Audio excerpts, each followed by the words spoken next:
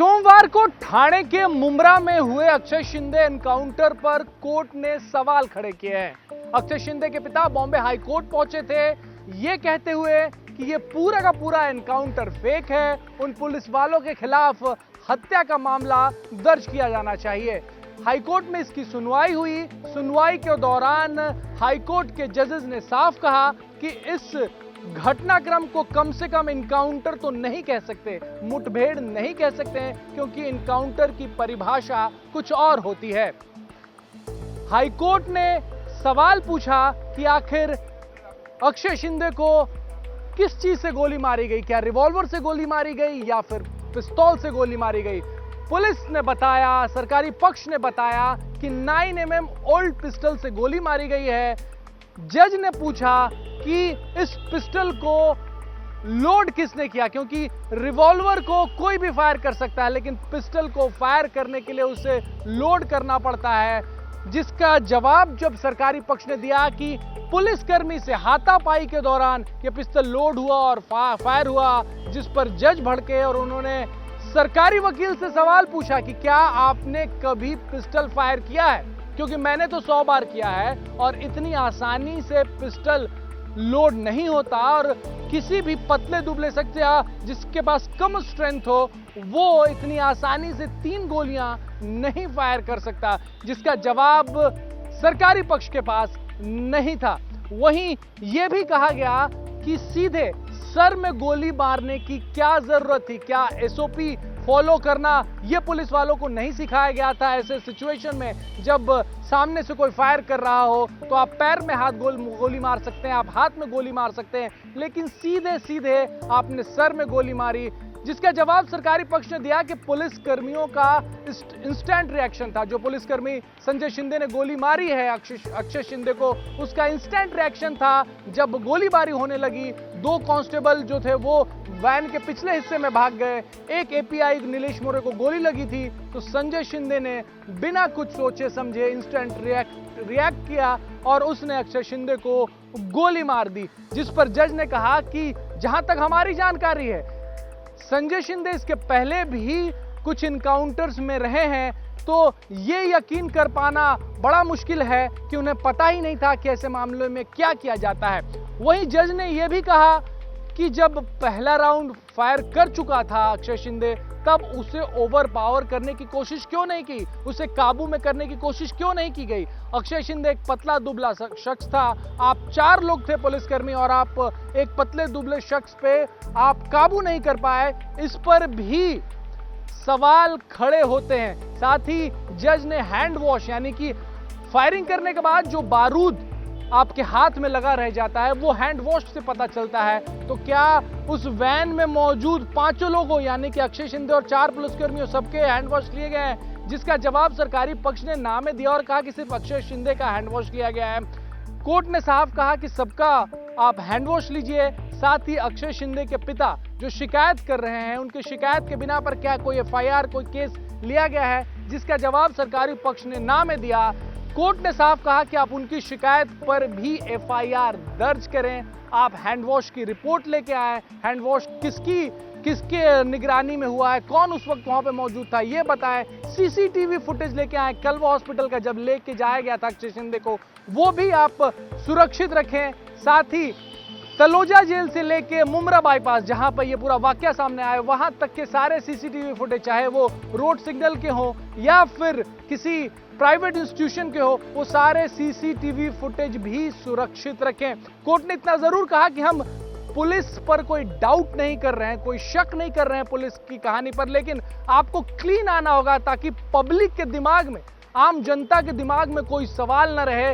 इसलिए आप बारीक से बारीक जानकारी जुटाएं और पहुंचे यहां कोर्ट में और बताएं कि आखिर उस दिन क्या हुआ था, क्या वाकया हुआ था, कितनी गोली फायर हुई। अगर अक्षय शिंदे के सर में गोली मारी गई तो वो गोली जब दूसरे तरफ से निकली वो कहां जाके लगी, बाकी की 2 गोलियां जो अक्षय शिंदे ने फायर की है वो कहां पर लगी हैं। साथ ही पोस्टमार्टम रिपोर्ट जब कोर्ट ने देखा तो बताया उस कोर्ट ने कि इस पोस्टमार्टम रिपोर्ट में लिखा है कि पॉइंट ब्लैंक रेंज से ये गोली मारी गई अक्षय शिंदे को, तो इसका जवाब भी पुलिस को देना होगा, इसका जवाब भी सरकारी पक्ष को देना होगा। अगले हफ्ते 3 तारीख को 3 अक्टूबर को फिर से इस मामले की सुनवाई होगी। उस दिन कोर्ट में सीआईडी को आना होगा जो अब इस मामले की जांच कर रही है। साथ ही हैंडवॉश की रिपोर्ट, पोस्टमार्टम की रिपोर्ट, बाकी जो भी कागजात इस मामले से जुड़े हैं अक्षय शिंदे एनकाउंटर मामले से, वो लेकर सरकारी पक्ष को कोर्ट में मौजूद रहना होगा। पहला जो प्रश्न कोर्ट ने रखा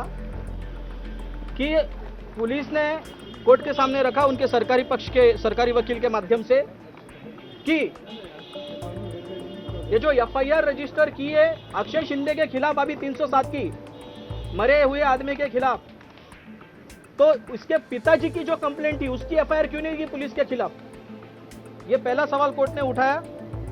कोर्ट ने यह भी रखा है कि पूरे डॉक्यूमेंट जो पुलिस ने कोर्ट के सामने रखे, पॉइंट ब्लैंक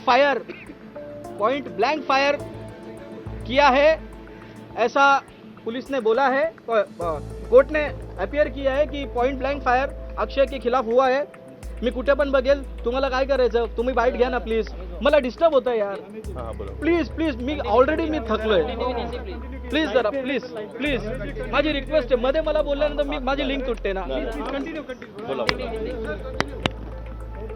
दूसरा जो आहे दूसरी जो चीज है, ये जो घटना घटी उसके पहले अक्षय शिंदे के माता पिता ने जेल में जाकर के उससे मुलाकात की। यह मुलाकात के दौरान उसने कैंटीन के लिए उनको जो चाहिए, कैंटीन जो जेल में होता है उसके लिए मनी ऑर्डर की उसने 400-500 रुपए की डिमांड की। दूसरी चीज उसने कहा कि हमें मेरी चार्जशीट लगी, मुझे बेल कब होगी। तो इससे यह प्रतीत होता है कि अक्षय शिंदे बेल के ऊपर आने के लिए उत्सुक था, वो न्याय की प्रतीक्षा में था। दूसरी चीज जो है वो कैंटीन मांग रहा है, इसका मतलब वो जेल में रहने की मानसिकता से था। तो पुलिस का जो कहना है कि अक्षय शिंदे ने पुलिस से बचने के लिए फायरिंग किया, तो ये प्राथमिक दृष्टया उसके अक्षय शिंदे के माता पिता के कहने से ये प्रतीत होता है कि ये गलत बात है, पुलिस की स्टोरी झूठी है। दूसरा जो है, कोर्ट ने ये निष्कर्ष निकाला है पूरे डॉक्यूमेंट देखने के बाद, अक्षय शिंदे को पॉइंट ब्लैंक फायर हुआ है क्या, ये अपीयर दिखा रहा है, इसके ऊपर डाउट कोर्ट ने रेज किया है।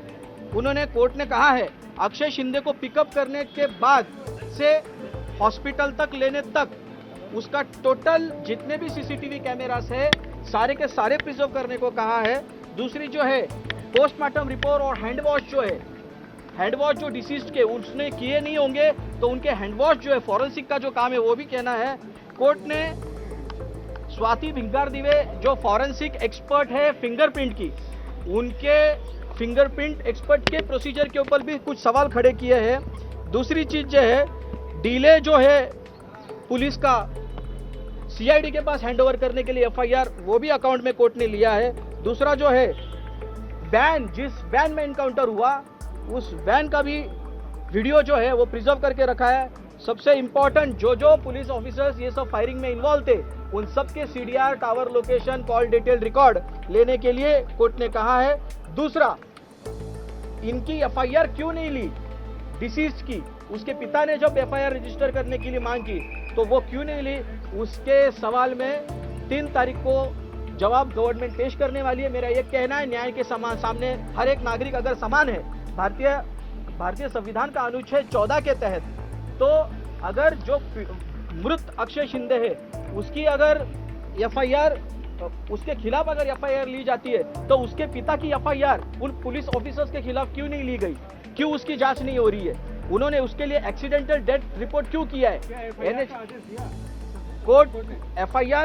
कोर्ट एक्सपेक्ट कर रहा है और सरकार ने बोला है उसके बारे में हम हमारे अधिकारियों से पूछ करके हम कोर्ट में 3 तारीख को जवाब देंगे।